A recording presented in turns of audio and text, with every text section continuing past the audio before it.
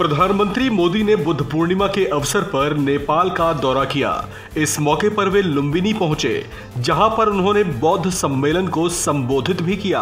इस मौके पर उनके साथ नेपाल के प्रधानमंत्री शेर बहादुर देउबा भी मौजूद रहे।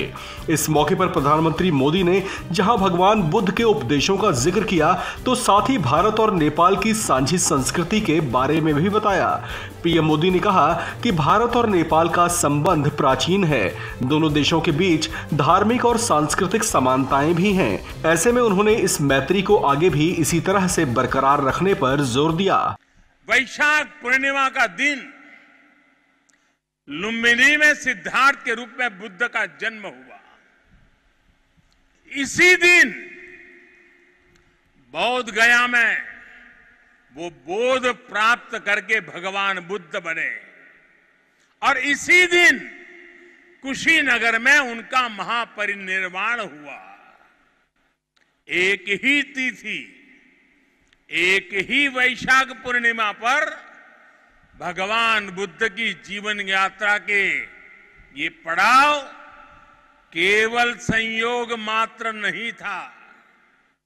इसमें बुद्धत्व का वो दार्शनिक संदेश भी है, जिसमें जीवन, ज्ञान और निर्वाण तीनों एक साथ है। प्रधानमंत्री मोदी ने भारत और नेपाल के बीच अच्छे संबंधों का जिक्र करते हुए कहा कि दोनों देशों के बीच ऐतिहासिक संबंध रहे हैं और ये संबंध हमेशा से मैत्रीपूर्ण ही रहे हैं। ऐसे में मैत्री की संस्कृति को आगे भी बनाए रखना चाहिए। भारत की विशेषता रही है और इसलिए काशी के समीप सारनाथ में मेरी आत्मीयता आप भी जानते हैं।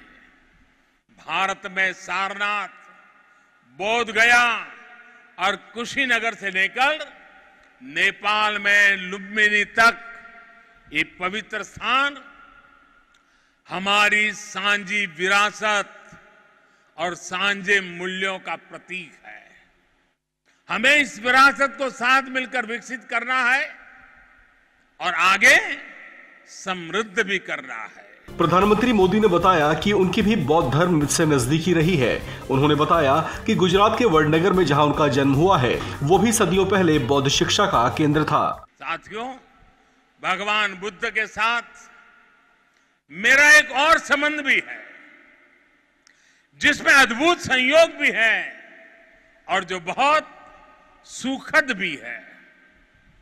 जिस स्थान पर मेरा जन्म हुआ, गुजरात का वडनगर, वहां सदियों पहले बौद्ध शिक्षा का बहुत बड़ा केंद्र था। आज भी वहां प्राचीन अवशेष निकल रहे हैं, जिनके संरक्षण का काम जारी है। पीएम मोदी ने बताया कि लुम्बिनी में भारत और नेपाल के साझा प्रयासों से लुम्बिनी म्यूजियम का निर्माण किया जा रहा है। साथ ही लुम्बिनी बौद्धिस्ट यूनिवर्सिटी में बाबा साहब अम्बेडकर बुद्धिस्ट स्टडीज की भी स्थापना की जा रही है।